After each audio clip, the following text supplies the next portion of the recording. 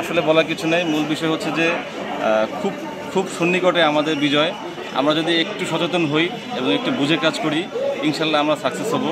আর আজ যে স্যারের কথা বলা হলো, আসিফ নজরুল স্যার সবারই সম্মানিত ব্যক্তি এবং উনি খুব বিচক্ষণ এবং খুবই ভালো সজ্জন ব্যক্তি। আশা করি আমাদের দাবি দেওয়া আর 35, 40, 45 এগুলো বিভিন্ন খাতে খাতে বিক্ষিপ্ত না হয়ে, আমরা বিভক্ত না হয়ে ইনশাল্লাহ আমরা 40 বা 45 একবার কথা বললে 35-এরও মান থাকলো, আর 40 যারা চাচ্ছে তাদেরও সম্মান টিকলো। তো আমরা ওইভাবে এমন একটা ডিজিট ধরে কাজ করবো যাতে সবাই একভাবে কাজ করতে পারি। মিনিমাম 40 বা 45, যেহেতু এখন লাইন ক্লিয়ার আছে, রাস্তা ভালো আছে, আগের মতো স্বৈরাচারী সরকার নেই, সবাই উদ্যোগ নিয়ে এগিয়ে আসুন। ইনশাল্লাহ স্যারের মাধ্যমে আমরা এগিয়ে যাব আর সফল হব ইনশাল্লাহ। সবাই দোয়া করবেন। আসসালামু আলাইকুম, ধন্যবাদ।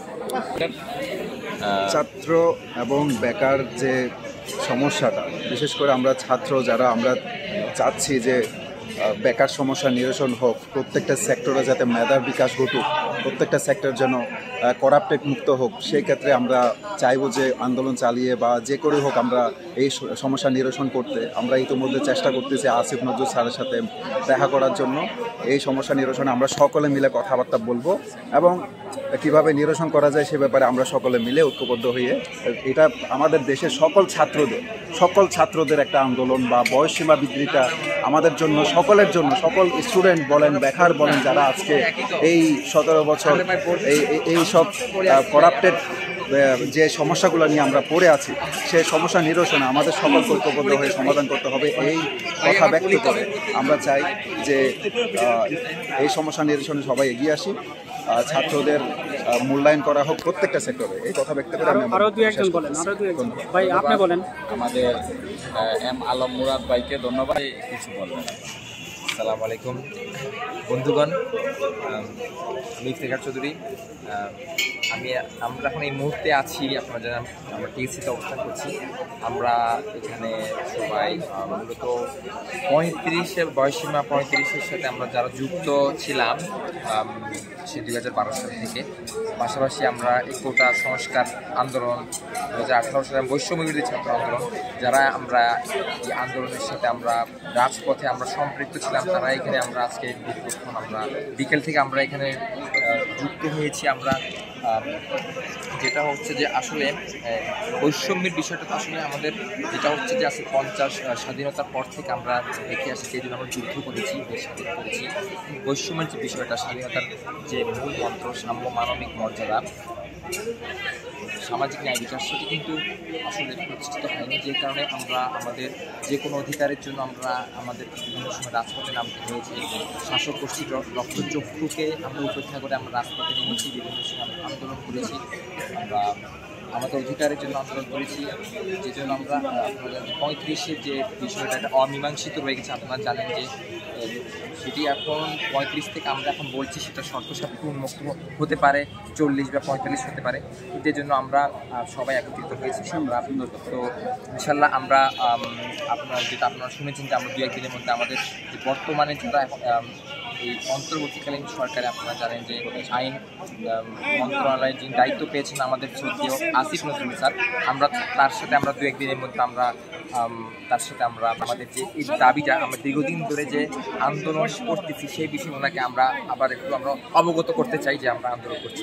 বয়সসীমা বৃদ্ধির মূল জায়গাটা হলো যে কোনো বয়স থাকা উচিত না, হ্যাঁ, কিন্তু দীর্ঘদিন যেহেতু আমরা একটা 30-এর সীমাবদ্ধতায় ছিলাম, তাই অবশ্যই এই বয়সটা 40 বা 35, কমপক্ষে 35 হওয়া উচিত। তাহলে হবে কি 45। হ্যাঁ, কেন হওয়া উচিত? এটা হওয়া উচিত এই জন্য যে দীর্ঘ 15 বছর যে শেখ হাসিনার দুঃশাসন চলছে, এই দুঃশাসন আমলে অযোগ্য এবং দুর্নীতিবাজদের স্থান দেওয়া হয়েছে। সেক্ষেত্রে আমাদের মানে সঠিক ভালো নাগরিকরা এবং সুশিক্ষিতরা, মেধাবীরা, যাদের নৈতিক মূল্যবোধ অত্যন্ত দুর্দান্ত, তারা জায়গা পায় নাই। অন্তত তাদের এই জায়গা করে দেওয়ার জন্য 40 থেকে 45 করা অতীব জরুরি বাংলাদেশের জন্য। ধন্যবাদ। কথা বলবেন আনলিমিটেড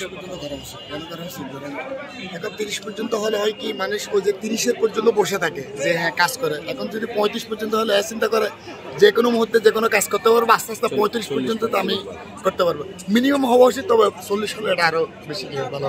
এখন যেহেতু আমাদের এই যে উপদেষ্টাদের মধ্যে আমাদের ছাত্র প্রতিনিধি আছে, আপনারা ওদের সাথেও বসলে এই বিষয়ে, যেহেতু ওরা এই মুভমেন্ট সম্পর্কে আগে থেকে জানে এই বিষয়ে, এবং ছাত্র সমাজে আমাকে 3-4 জনে আমাকে মেসেজ করছে, ভাই এই সমন্বয়কদের সাথে বা এই উপদেষ্টাদের সাথে তো আপনার ছোটো ভাই ছিল, ওনাদের সাথে একটু কথা বলেন যে 35 বিষয়ে আমরা তো অনেকদিন ধরে আন্দোলন করতেছি, এই বিষয়ে কথা বলি। তা আমারও একটা পজিটিভিটি ছিল যে ওনাদের সাথে কথা বলে আশা করি এই জিনিসটা করলে ভালো হবে ছাত্র সমাজের জন্য। অনেকদিন ধরে এটা একটা দাবি যে 35 করলে তাদের আর কোনো কি থাকবে না, স্বভাবতা থাকবে না, যে কেউ যে কোনো মুহূর্তে তার চাকরি বাকরি করার জন্য সুযোগ পাবে। ধন্যবাদ। ধন্যবাদ। বয়সীমার বৃদ্ধির একজন একনিষ্ঠ কর্মী আমাদের মশিউর ভাই এখন আপনাদের সামনে। ক্যামেরার সামনে কথা বলেন, ক্যামেরা দিকে তাকায় বলেন। বয়সসীমাটা আমাদের দীর্ঘদিন থেকে সংগ্রামী ভাই ও বোনেরা, অকুতোভয় সৈনিক যারা, তারা অনেক দিন থেকে এটা বাস্তবায়ন করার জন্য সংগ্রাম করে আসছে। কিন্তু শেখ হাসিনা সরকার এটা আমাদের পজিটিভভাবে মেনে নেয়নি, যদিও ওনার পদত্যাগের কারণে দেখা যায় আমরা একটা ভালো একটা দীর্ঘ আন্দোলন এবং সংগ্রামের কারণে ওনার যে পদত্যাগ হয়েছে এতে আমাদের একটা সুযোগ তৈরি হয়েছে। এখানে সংগ্রামী সকল ভাই বোনেরা যদি এটার সাথে একমত পোষণ করে এবং আমাদের সাথে যোগ দেন, তাহলে আমাদের দীর্ঘদিনের যে একটা আন্দোলন আমরা অনেক সময় নষ্ট করেছি, অনেকটা সময় দিয়েছি, অনেকটা মেহনত করেছি, তাহলে আমাদের এটা বাস্তবায়ন অশ্লীল সম্ভব, এটা আমার দৃঢ় বিশ্বাস। এই বলে আমার সংক্ষিপ্ত কথা শেষ করছি।